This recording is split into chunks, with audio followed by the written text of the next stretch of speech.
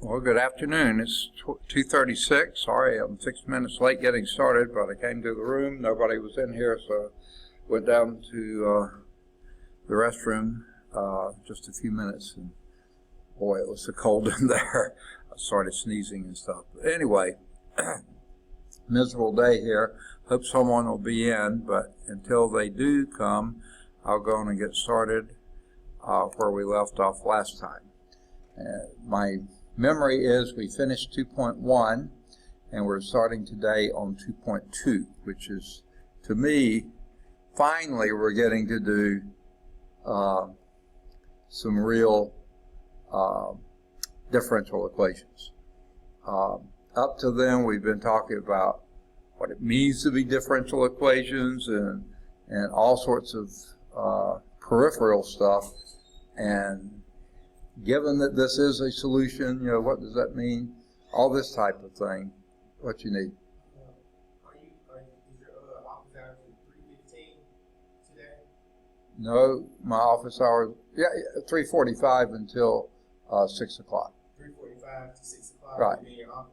Yeah, I'll be up here until 3:45, and then I'll be moving down to my office after that. Okay, I just need to get with you. I missed you this morning. Okay.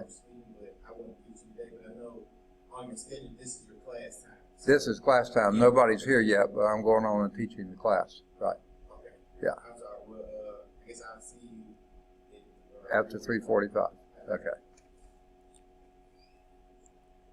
Sorry about that. So section 2.2 is finally where we start solving differential equations. Not just talking about them and this is the solution and show it is, verify it is. We're actually going to start solving differential equations.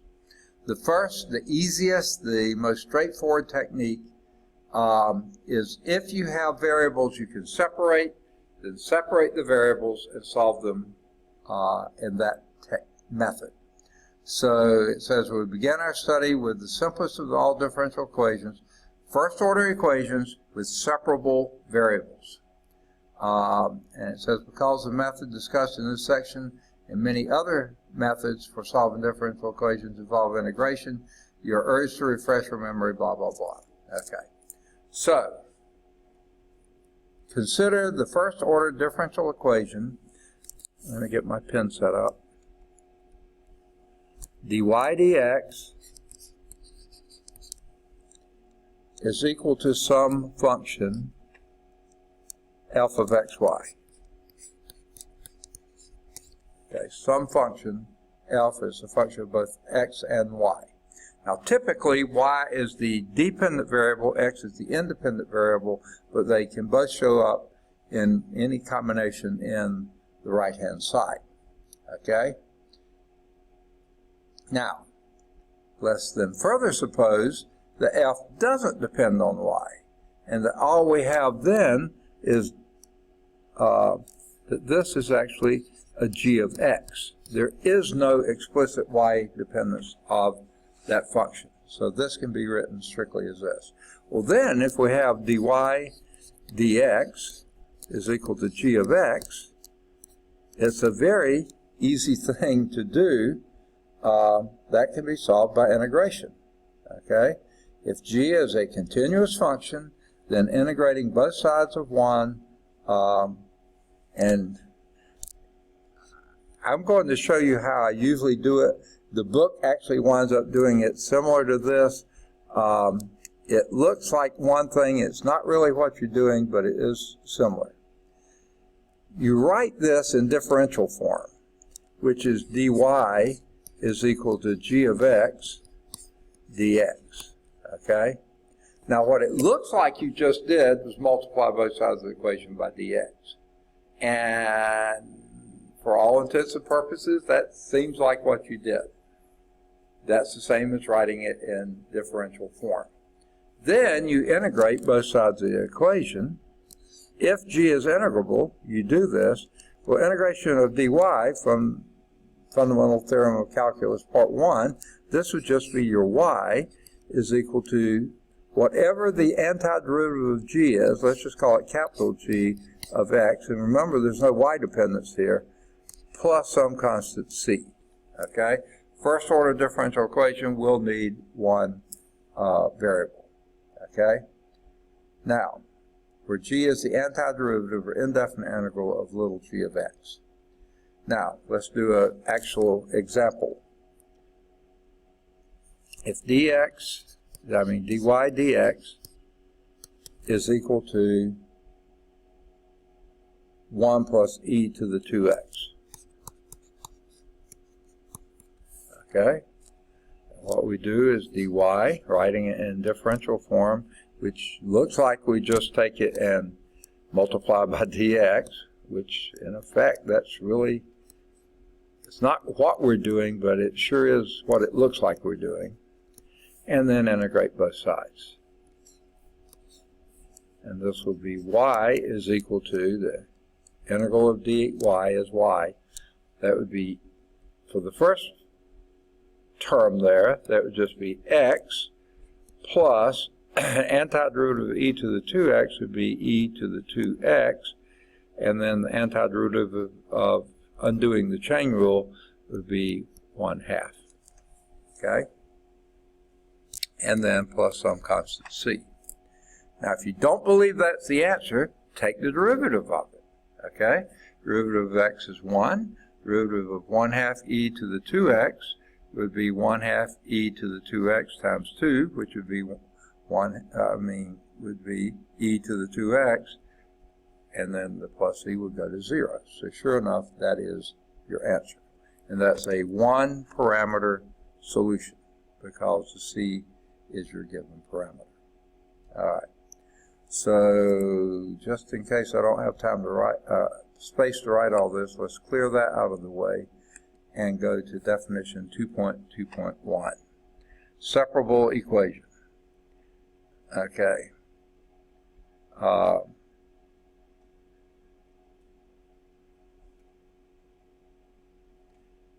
We just did those where the f of xy was only a g of x, only a x dependence. We'll take it a step further now and say that the f of xy can be factored as a function of x times a function of y. That also will be a separable equation. So that's what our definition 2.2.1 is. A first order differential equation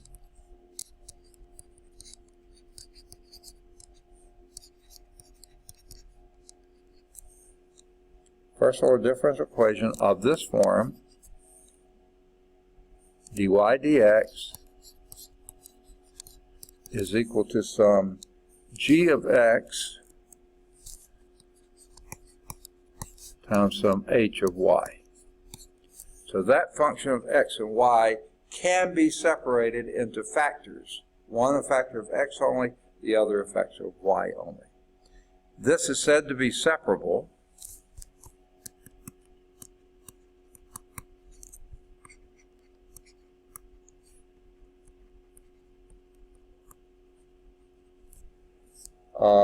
or to have separable variables.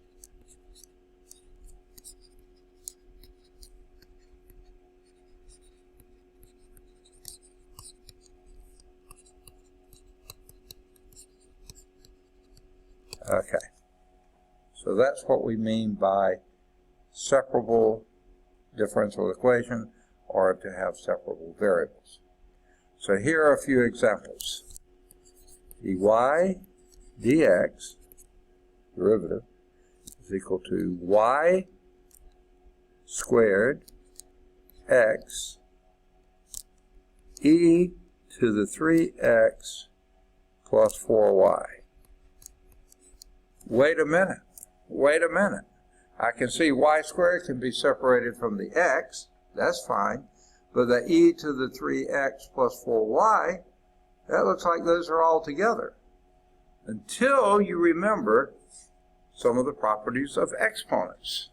This can be written also as y squared x e to the 3x times e to the 4y. Because when you're multiplying same bases with different exponent, keep the base, add the exponent. So this is just doing that in reverse.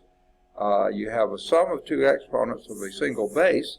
Split that into the product of that base times the various component exponents. Okay? Now you can express that as y squared e to the 4y. There's your y, what do they call it up here? G, well, h of y. And here's your x part, x e to the 3x. That would be your g part. Okay. Now, we may have a student. We do have a student. All right. Good to see you. What's that? It's a pretty miserable day all day long. All right, let me pause for a moment here. And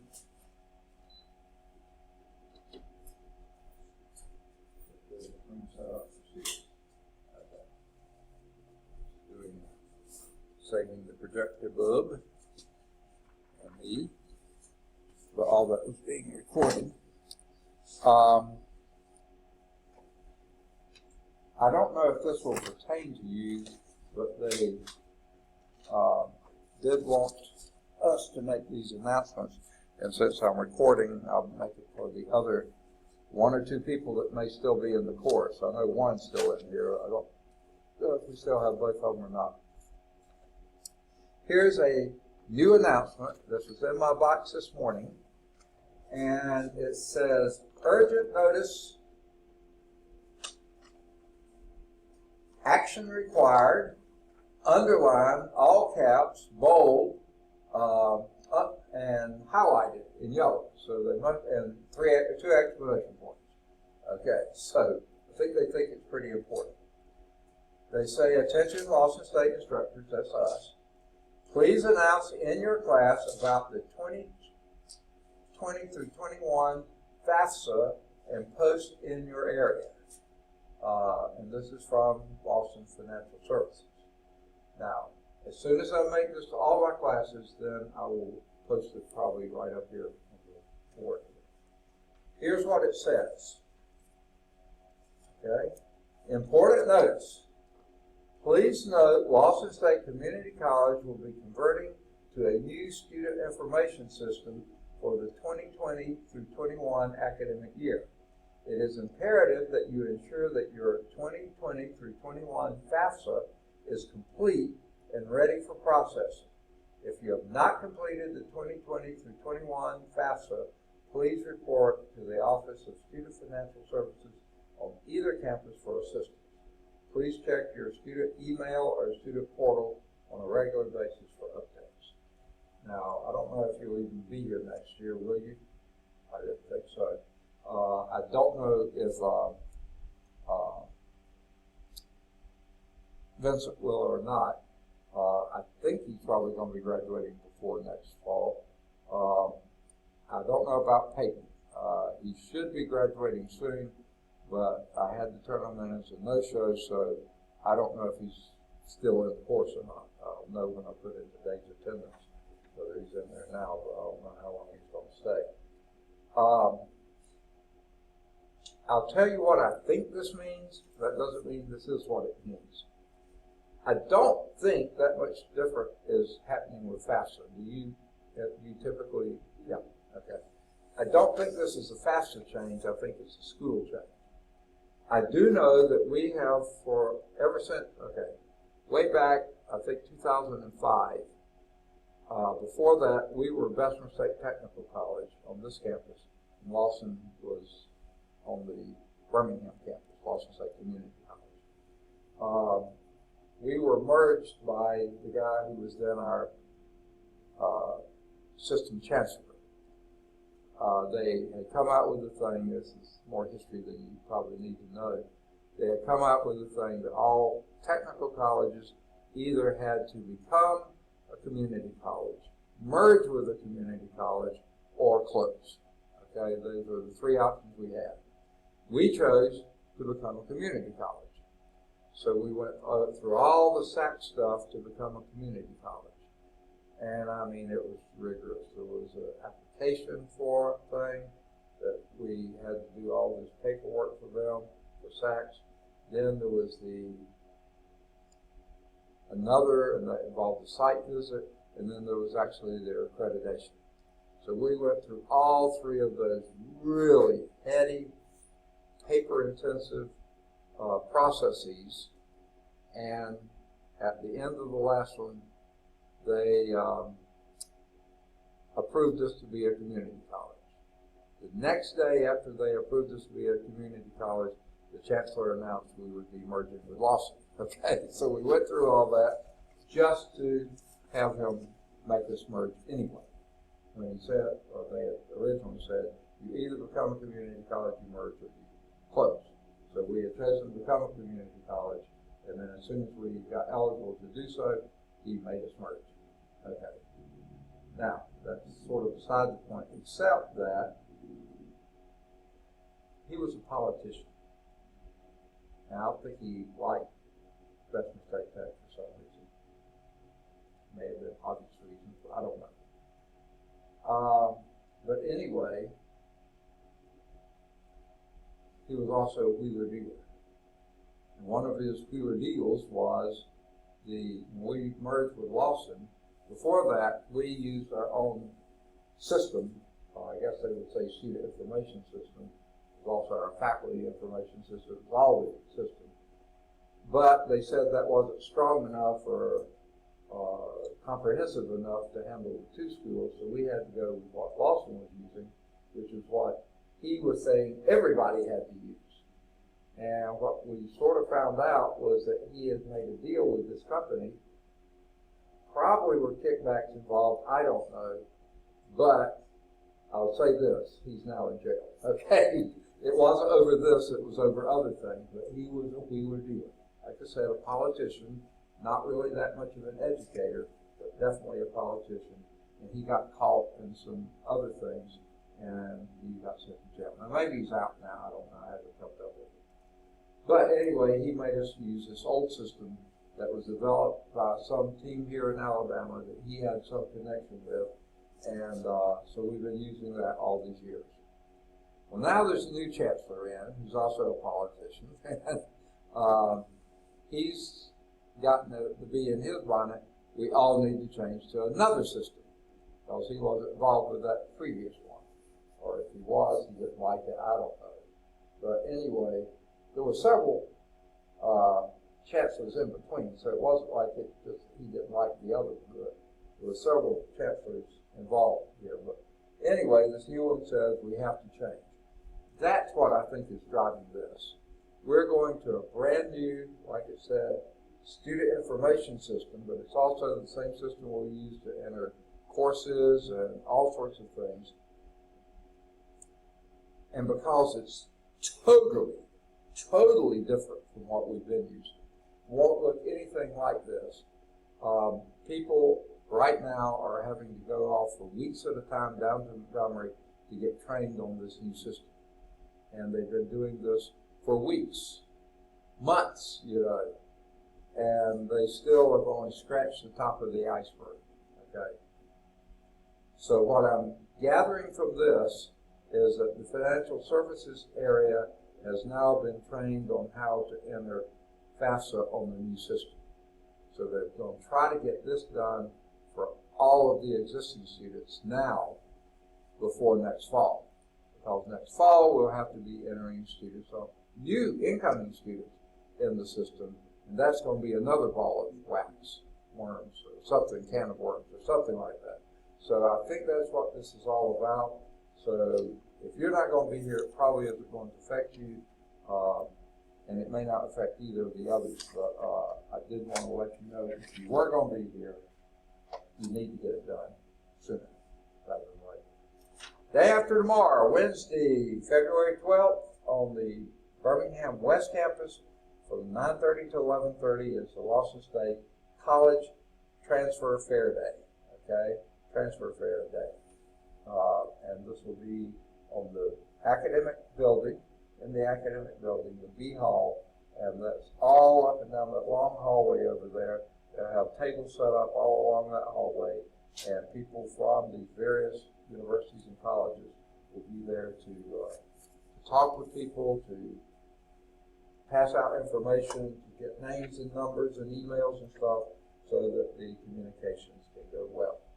Then the next day, Thursday, this coming Thursday of this week, February 13th, they'll be here on this campus. And they'll be here again from 9:30 to 11:30. This building, even Building A, and they say in the campus cafeteria. That doesn't seem reasonable to me. I think what they mean is the faculty staff dining room, which is a good-sized space. Faculty staff don't usually eat in there. They could if they wanted to, but most of us don't. If anyone does, I don't know. And they can set up tables in there. It won't mess with the breakfast or lunch at the cafeteria. So I think that's probably where it's going to be. Now, if there's not enough room for all the schools to be there, then they may spill over into the cafeteria or to the hallway or somewhere like that. But that's where I'm guessing they'll be this Thursday. Here's a partial list of those that have been invited. You're certainly welcome to take note of that. And if you're interested in following up with any of those, do it on either campus and then see what Thursday.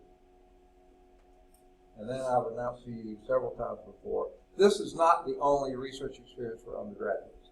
There's a whole bunch of them out there, possibilities. And this is just one, University of Illinois, Arkansas, and Howard University.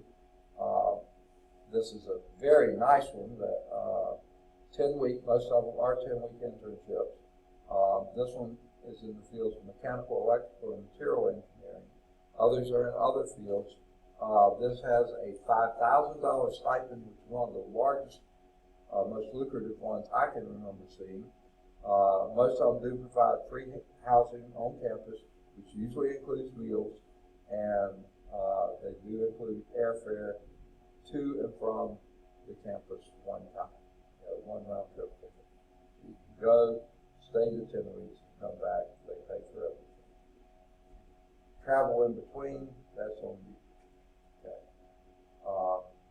The application deadline, they say, is on this. The email it says February 15th, which happens to be a Saturday, which is sort of suspicious, because I would think they have a deadline on a Saturday. On the brochure, they say the 17th, which makes more sense. That would be Monday.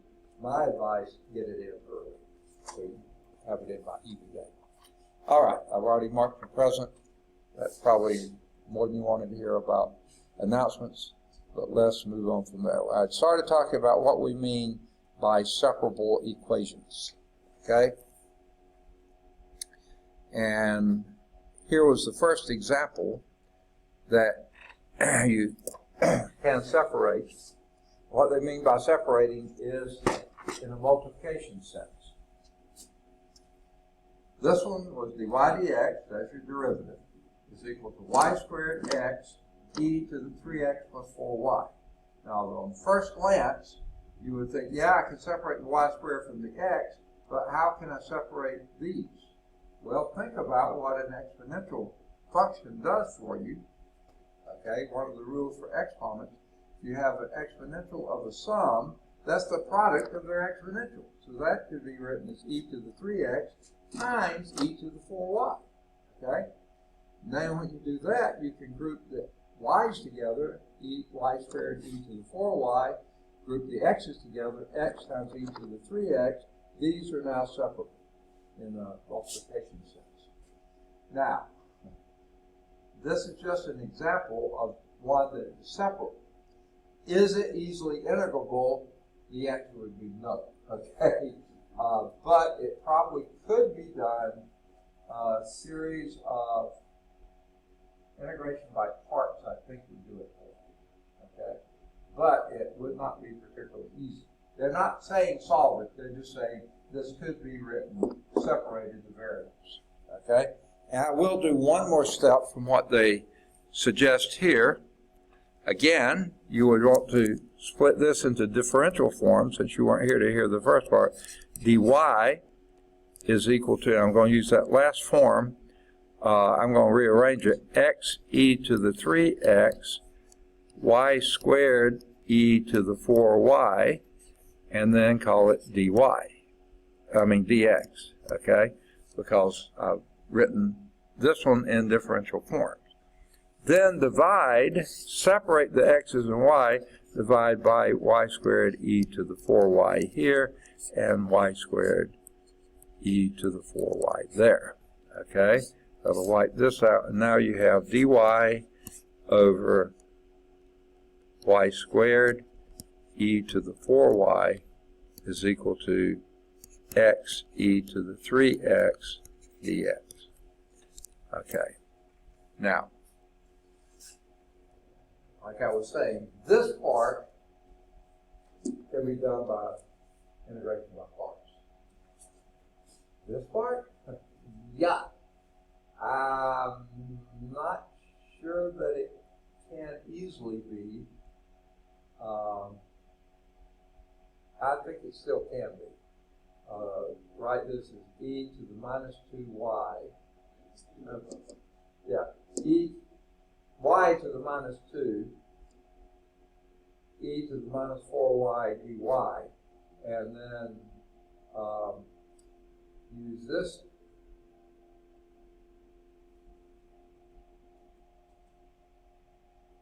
You have to integrate one and differentiate the other. And differentiate this one when it's e to the minus 2, y to the minus 2, that's going to get worse and worse, okay? If you integrate that, you can integrate it once and get it to a log form, but then you still have problems. So this would be a lot tougher. Now maybe it can be, this one I know can be by integration by parts. The other one, I think it might be able to be, but it would take some work. But they're not asking us to do that. They're just saying, is this separable? And the answer is yes, it is. Okay. Now, how about this one? dy dx, okay, is equal to y plus sine x. Now that looks a lot simpler than what we had before, but is that separable?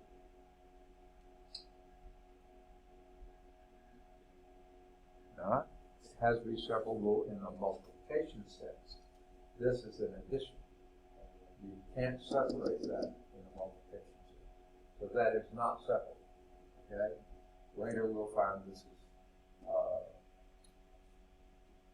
linear form, and that's perfectly fine. There will be a technique for that. But you cannot use separation by that one. Okay? So the first one was separable, even though it's very complicated. The second one was not separable because it's addition, not multiplication.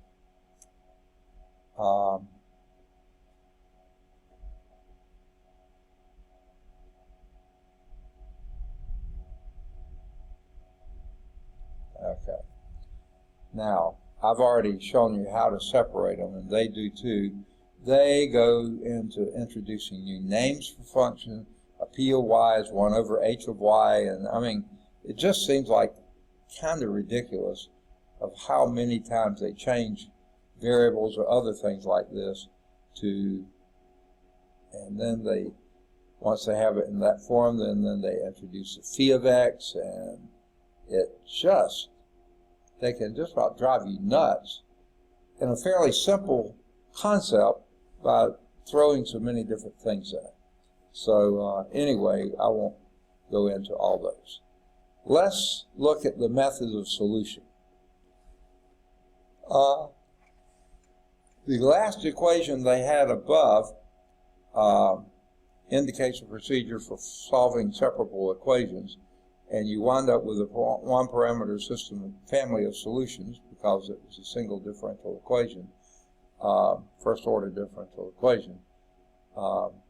And most of these times you come up with these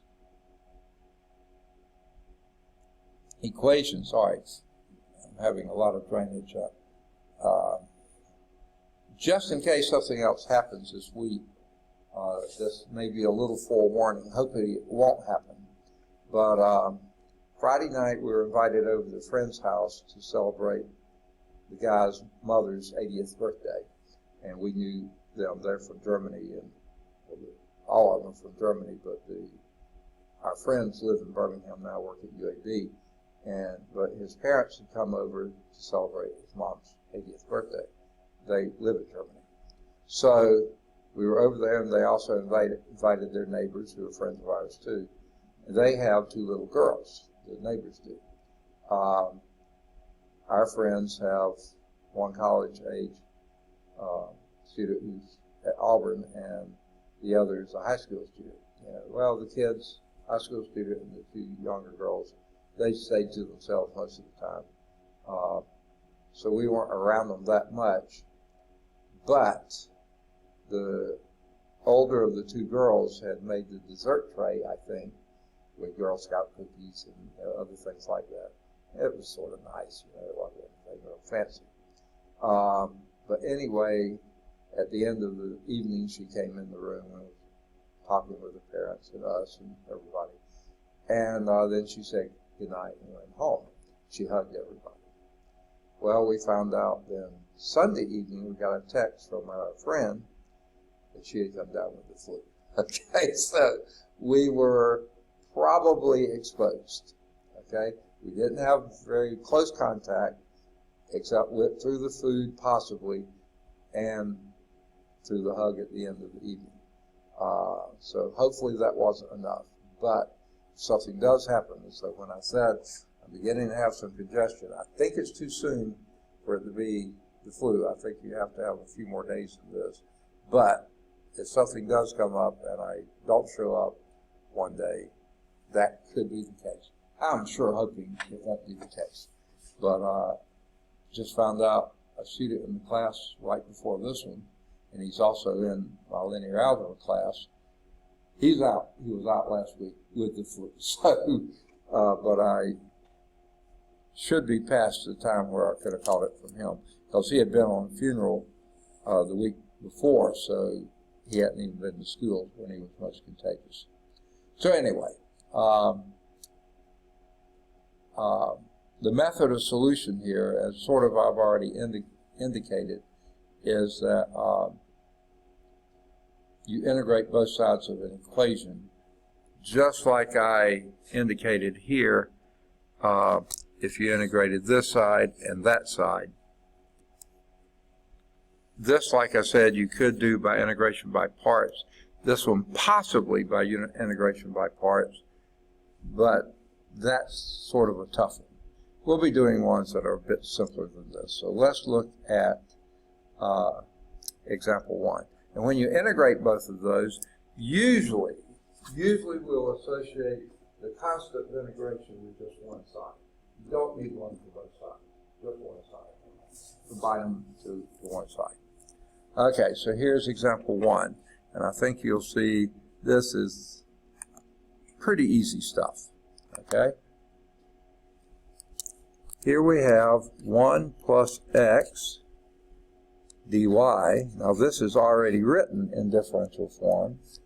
Minus y dx is equal to 0. It's already in differential form.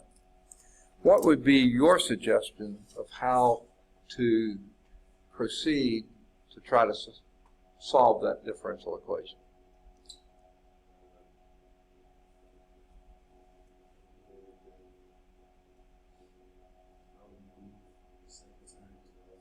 Excellent idea. So that would become 1 plus x dy is equal to what? Y dx. Perfect. Okay? Nicely done. Now, you've got them separated, but you don't have the variables separated. You just have the dx and dy separated. What would you need to do to separate the variables? Okay. I hope what you mean by that is divide both sides by y. Right. Okay. Now, what else could you do? Yes, divide both sides by 1 plus x.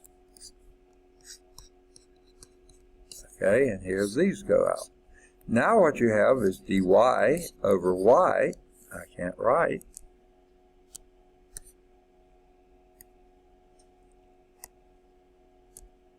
Okay, dy over y is equal to dx over 1 plus x.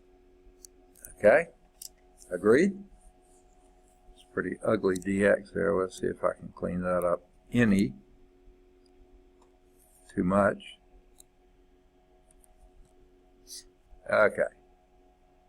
Now what could you do to both sides? Integrate both sides. Okay.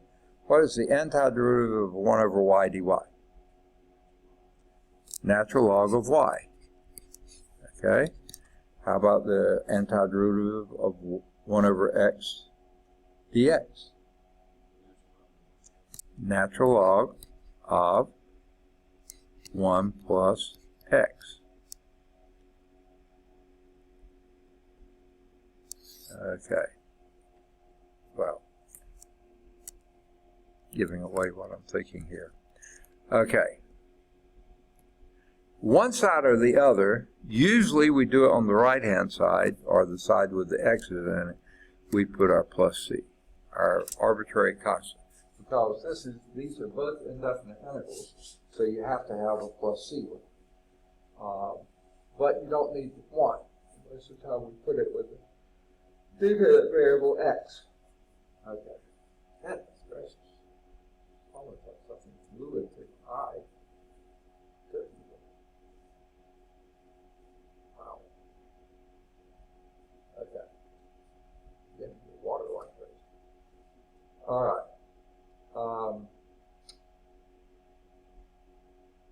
Here's what I would do. This is a trick. Since that's just a constant c, and everything else is in terms of logs, I think I would make that log c. Now, I'm not sure this will work. I think it will. Okay? Now,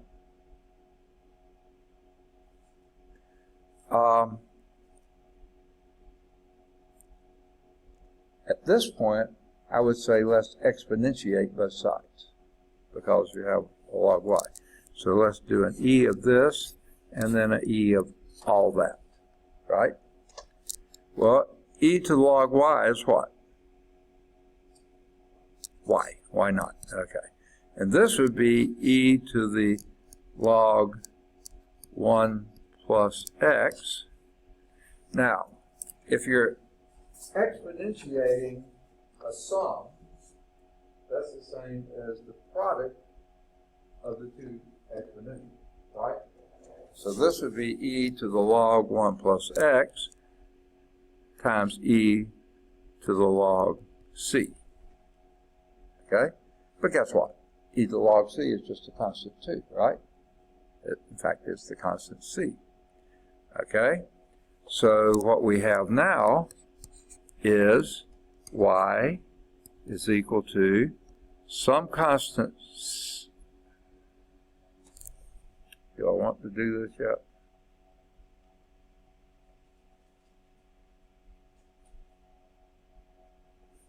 C. Oh, but what is this?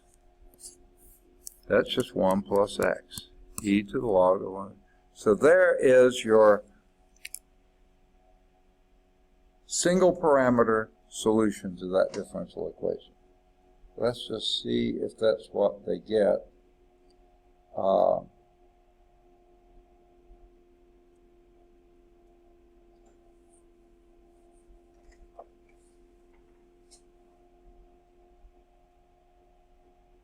And that's exactly what they get. Y is equal to c times 1 plus x.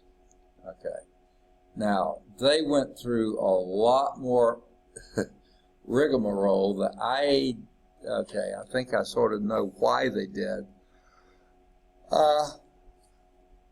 Because actually, you have to guarantee that y is a positive number.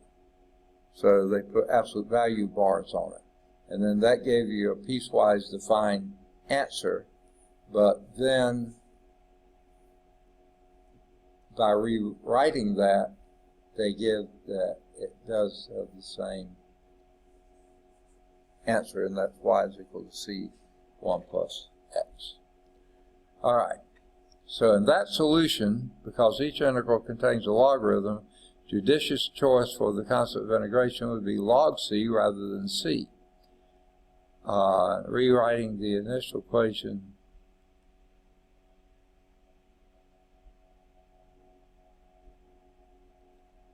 rewriting the second equation, the second line of the solution, I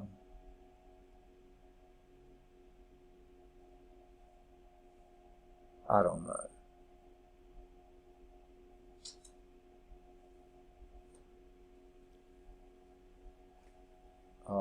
They say there's no firm rule.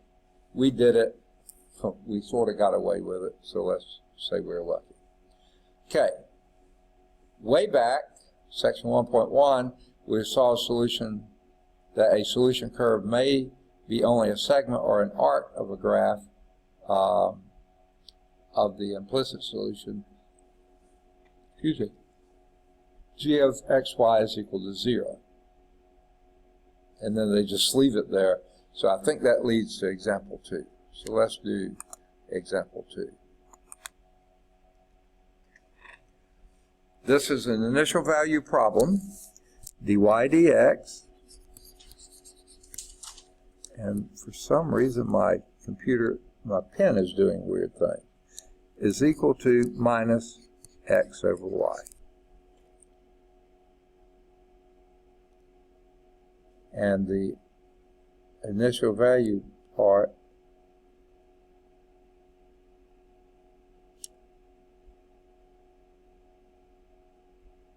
is y of 4 is equal to negative 3. Okay. Sorry.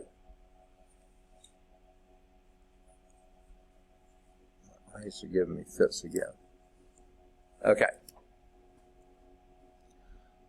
Don't worry about the initial value part yet. What would we do with that differential equation?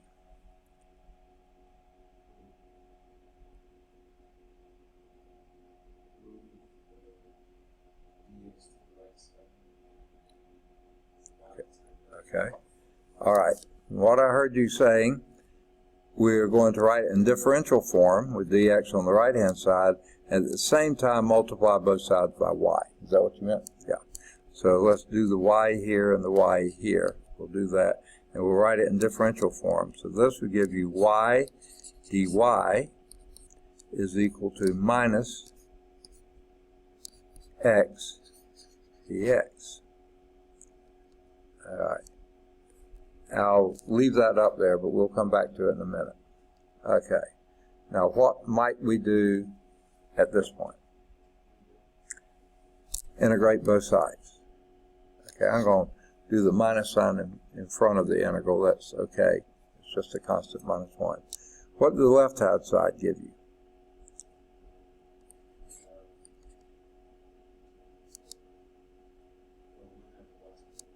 Okay, 1/2 y squared is equal to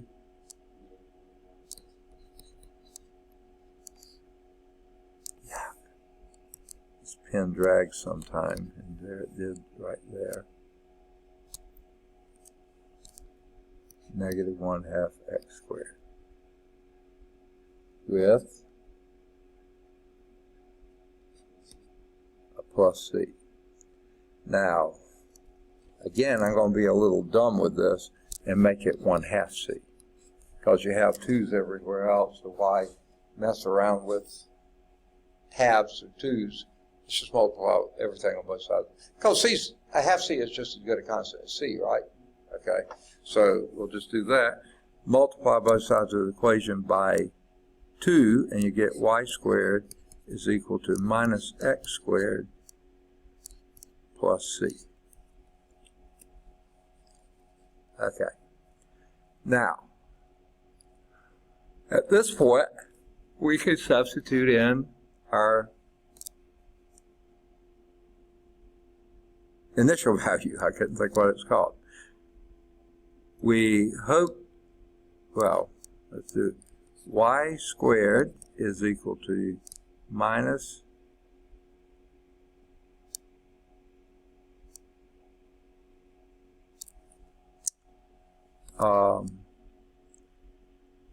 9, that would be x squared.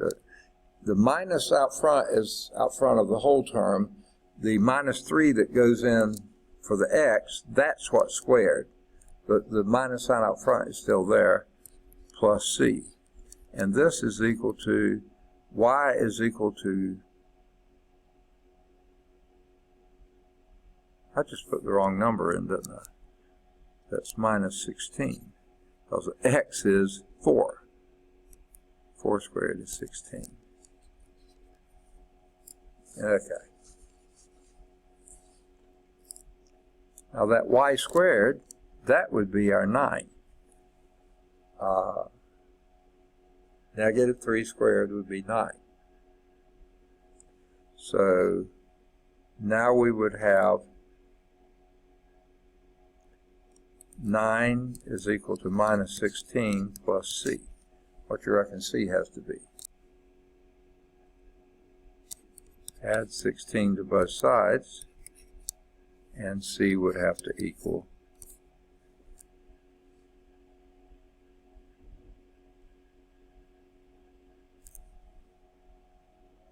25. Okay, that's the way I did it. So what we have now is back up and say y squared is equal to minus x squared plus 25. Okay.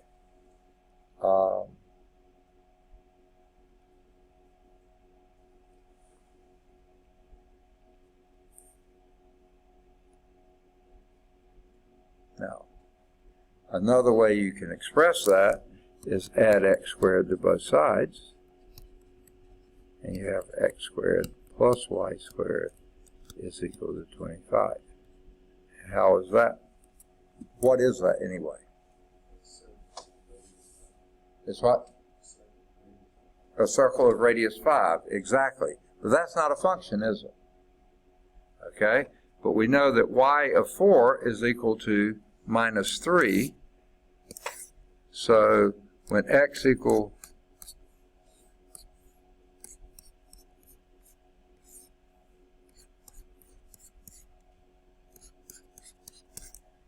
okay, if all those things would show up, I don't know if they will or not, this would be approximately the circle of radius 5. But the point on the circle is 4, negative 3. This point down here. So now we know it's just the bottom half of that circle, the bottom semicircle, not this one. Because for that to be included, it would be a function. So it's the bottom half of that circle, at 4, negative 3. Does that make sense? So in reality, what our y is equal minus the square root of 25 minus x squared. Okay, where x can take on any value in the world between minus 5 and 5. Can't do anything outside there because then it wouldn't make any sense. And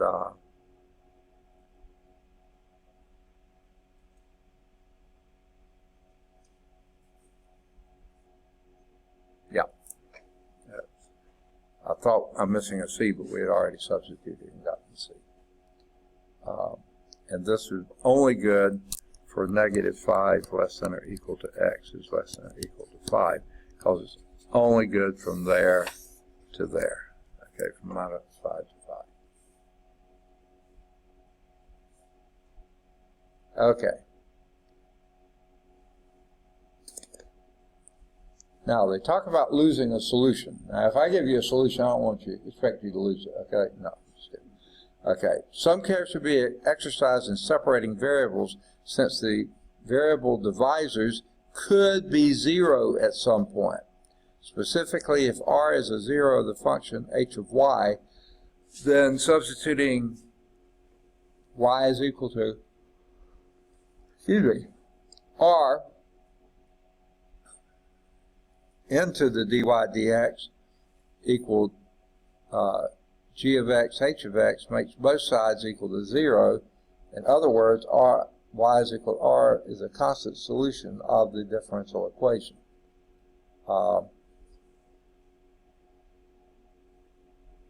Okay. If someone's, well, let's just go on. But after variables are separated, the left-hand side all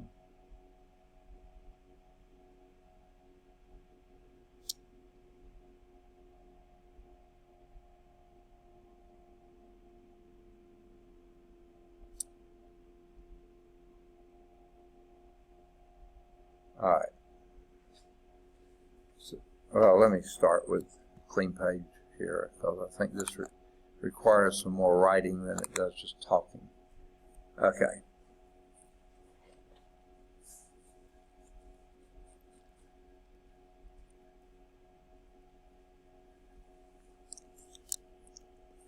So they're saying if r equals 0 is a solution of the function h of y.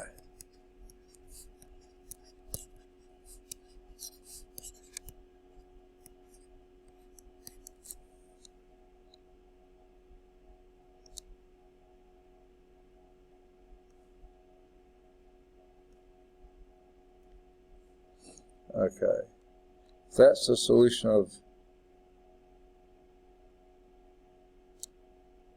h of y, of the function h of y, then substituting y is equal to r,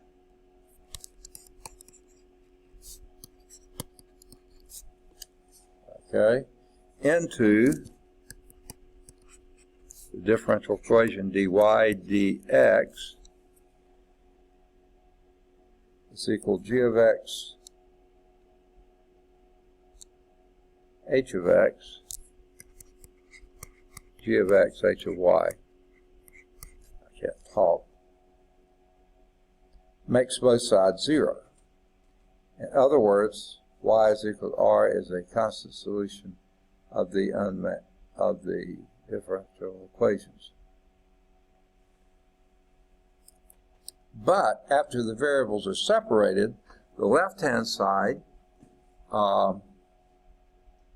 becomes this. If you divide both sides by h of y and make it in differential form, then you have dy over h of y is equal to, my pen drags periodically, g of x dx, okay, because you divided both sides by h of y. All right.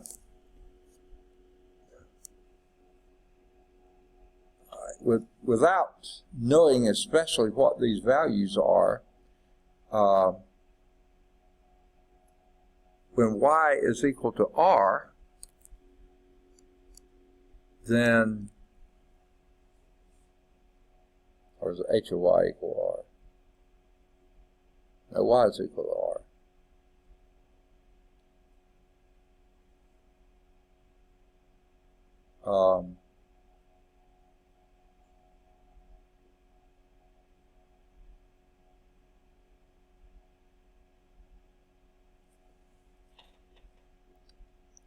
They say this is undefined at r.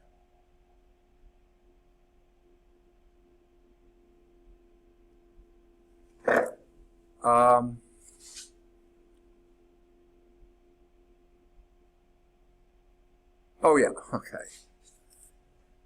If r is equal to 0 is a solution, you can't divide, well, that means y is equal to 0, but you can still have a h of y equals 0. But if that makes it 0,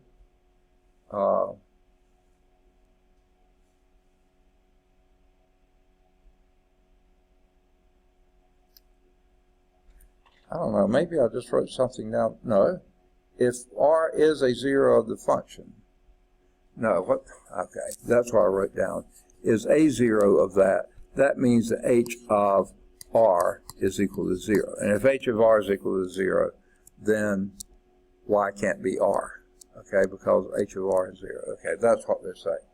Now, if that is a solution, though, of the differential equation, that could be a singular solution. So that's what they're getting at. It may not show up in our other form, but it would still be a singular solution. So let's do example 3. Now, they get off onto this esoteric stuff, and it takes way more time. Make more sense just to be focusing on what we need. But here's what we got. Solve this. dy dx is equal to y squared minus 4. Now, from what we did last time, and this is not the same deal, but remember we were talking, we called this a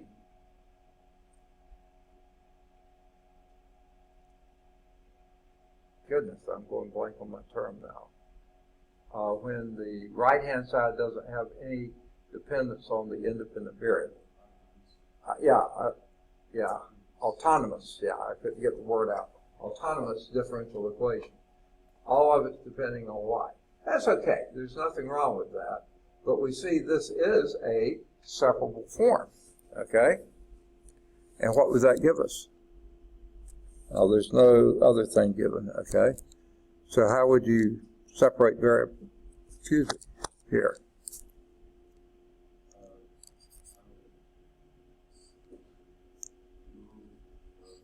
Yeah. Okay. Exactly. Okay. Divide both sides by y squared minus 4, which will be y squared minus 4 here. Okay. And we'll write it in differential form. So you got dy over y squared minus 4 is equal to, because this goes away, dx. Okay. Now what would you do? One thing I think they want you to notice, what did you say? This one. Okay, yeah, okay, integrate both sides. Okay. Now, what about that left-hand side?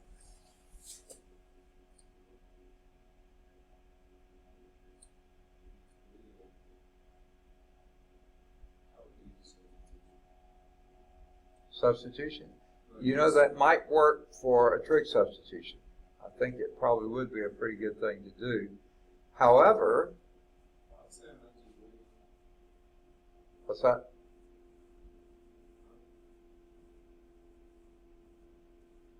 The most direct thing, or at least the first thing that comes to my mind, is rewrite this like this. The integral of dy over y plus 2 times y minus 2. Right? Okay. Now, does anything come to mind once you see that?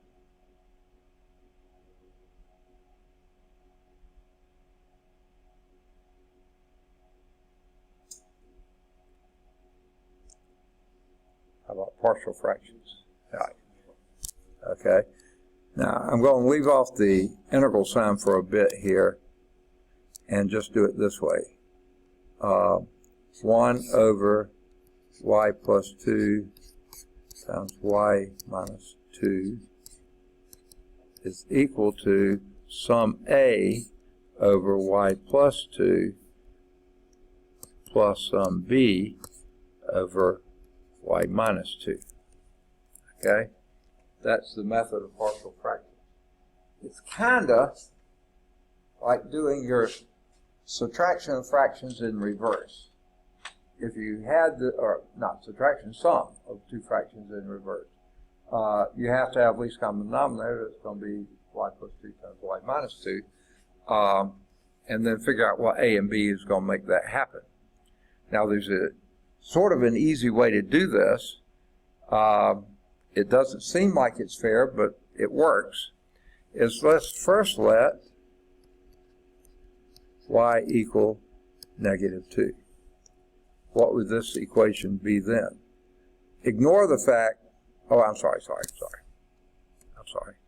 You don't do it yet. You first multiply both sides by y plus 2 times y minus 2. Multiply this by y plus 2 times y minus 2. And multiply this by y plus 2 times y minus 2. Goodness, that's getting worse. My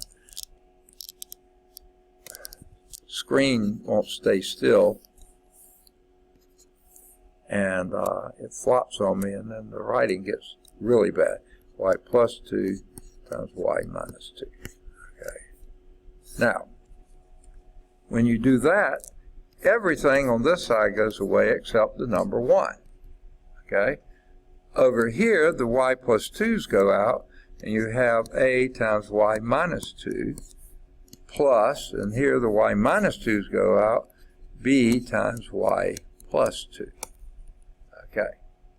Now, what I was starting to do before, at this point, let y equal 2. Now, the reason I say this doesn't seem like a fair thing to do is that in the previous line, you could let it be 2, because that would be dividing by 2 and dividing by 2 there. But once you multiply it, then they say, okay, let's do that, okay? And as you let this y equal 2 here, that's still 1.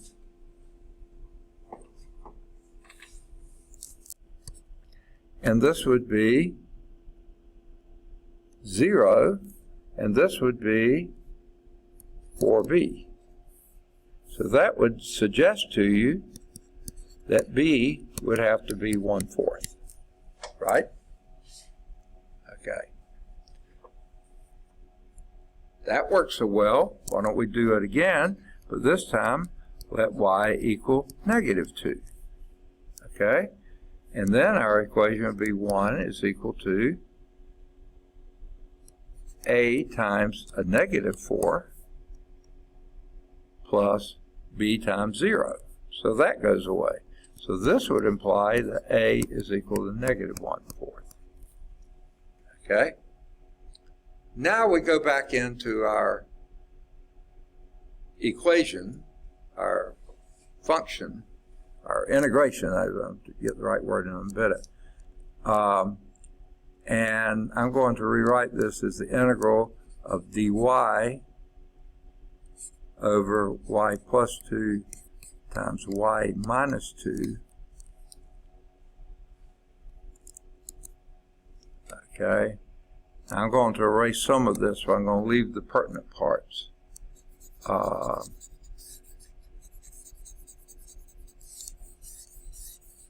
B is equal to 1/4, and A is equal to -1/4. Okay? And based on what we said that original integrand would be, this would be the integral of, I'm going to put the b in front because it's positive, 1/4 dy over y minus 2 minus 1/4 times the integral of dy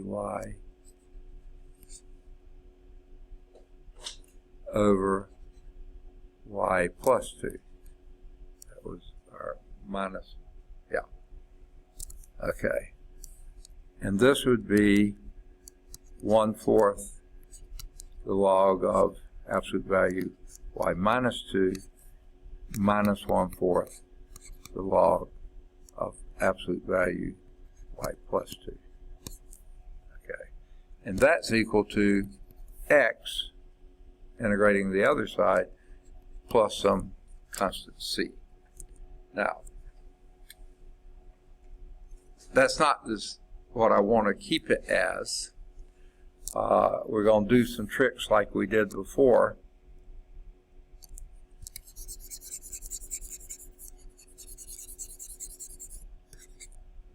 and that would involve or include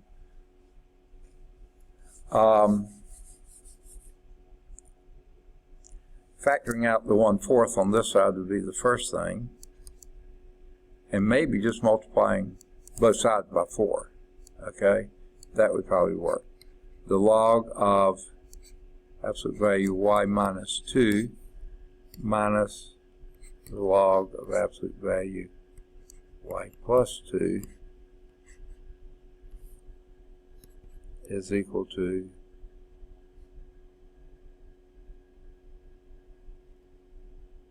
okay. Again, I gotta drag on my pen here. I can't get my pen back. There we go. Okay. And we multiply both sides of the equation by 4, so let's call it 4x. And you can say plus c if you wanted to, or plus 4c, or, yeah, let's just leave it as a c. It's some constant. It may not be the same c as above, but it's just some constant. Okay. Now, there's a bunch of stuff you can do to finagle around with this. And those need to be absolute value bars. I think I've got them that way. But you can write that as the log of the quotient, and then say that's equal to that. Then take the e of both sides.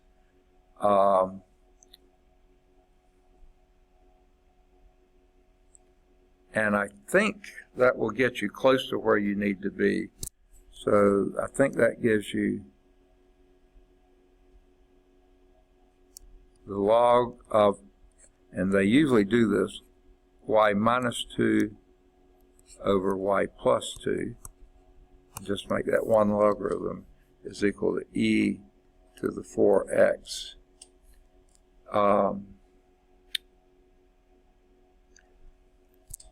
Actually, it winds up putting your constant out front, because if you take the e of both sides, you get into this form. Well, okay, I did it too soon. Get it in this form, and then take the e of both sides. I'll show it roughly.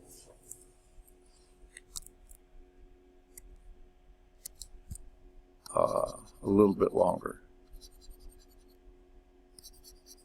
Okay.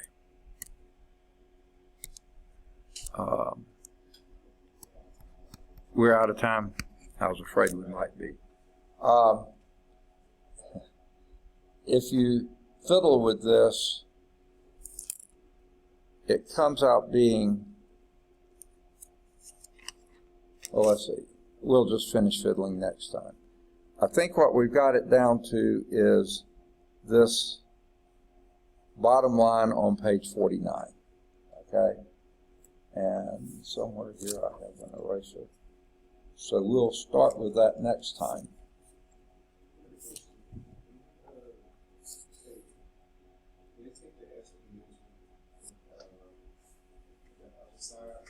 I see you took the exponential on the sides. Right. But, of course, the left-hand side is going to be positive because of the absolute value. Right. But the left side, they do plus or minus. Is that just because, exponential could be plus or minus? Okay. This is always positive. But if this turns out being a small number, like less than 1, the log of that small number could be negative. So the log of the number between 0 and 1, even though it's a positive number, is going to be negative. So that's why this needs to be plus or minus 2. But we'll get to that stuff next time. I was just trying to see, they did that in the last season. Yeah. Plus or minus. Yeah. And that's because even though this is positive, the log could be positive or negative. Okay? Because the log of a small number is negative. So that's why they did. Now, we aren't quite there yet, but yeah, that's yeah. And we'll pick up from there next time. Let me mark this place, and we're going to finish this next time because it is sort of hairy. Homework exercises here would be in 2.2, any of the odds 1 through 21 that might be in the back of the book. And some of these you might not be able to do yet. So let's just say 1 through 9 for now, because we haven't done any with trig functions, but I don't think it'll be much worse, but we'll do that, and we'll come back and finish this next time. All right, good deal. What's that? Oh, excellent. That's really good news.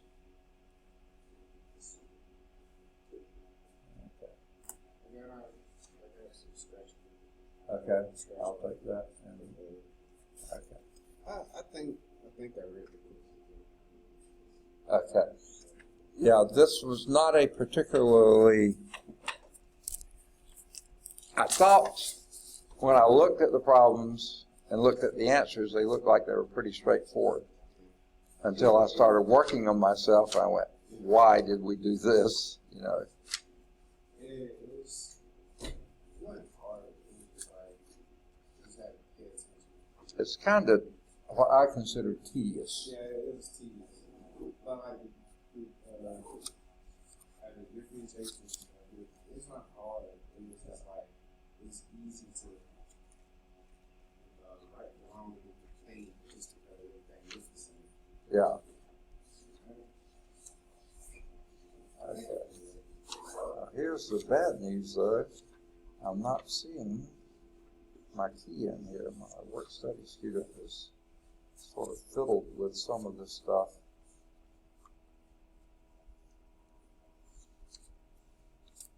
And things have gotten completely out of order.